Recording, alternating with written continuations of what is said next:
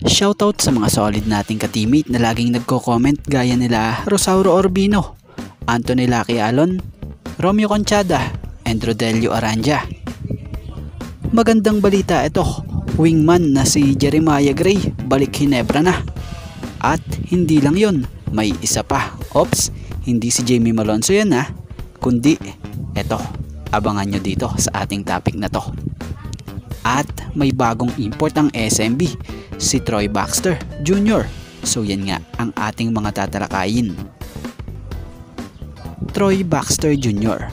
Siya nga ang bagong import ng San Miguel Beermen ngayon, na kung saan nilabas nga nila ang picture ni Troy Baxter Jr. mula sa social media account ng nasabing manlalaro.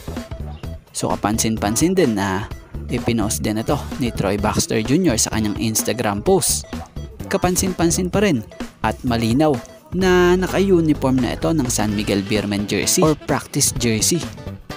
Sa mga hindi familiar kay Troy Baxter Jr., ito nga'y isang American, may edad na 28-year-old at napakarami na nga rin pong liga or teams na rin niyang napaglaruan.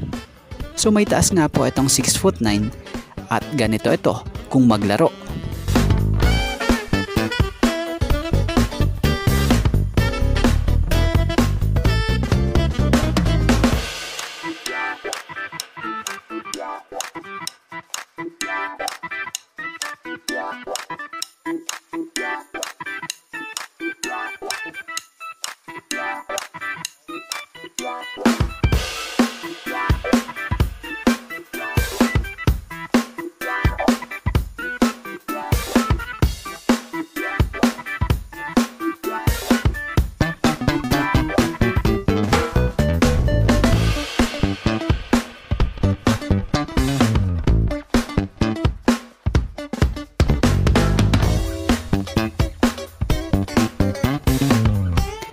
Kaya ano masasabi nyo? Malaki ba ang kaya niyang itulong sa SMB sa ganitong estilo ng laruan na to?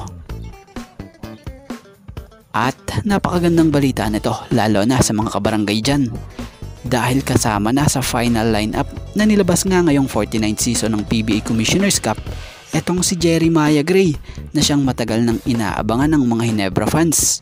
So alam naman natin kung anong injury ang pinagdaanan nito. So hindi talaga biro, at sa pagbabalik niya nga po sa Ginebra, hindi pa man masabi kung anong exactly or no timetable ika nga. Pero ang mahalaga, ibinalik na sa lineup siya, at ibig sabihin nun, po pwede na rin siyang hugot-hugutin kahit pasundot-sundok, kumbaga, hanggang sa masanay-sanay muli siya sa mas physical contact at maibalik niya yung kanyang kumpiyansa.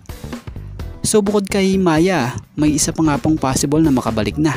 At eto nga ay si Isaac Go na siyang nakalista na rin sa final lineup ng Barangay Ginebra. So yan, sa ngayon, eto nga lang po muna ang ating sports pasada. And thank you for watching guys, and God bless everyone.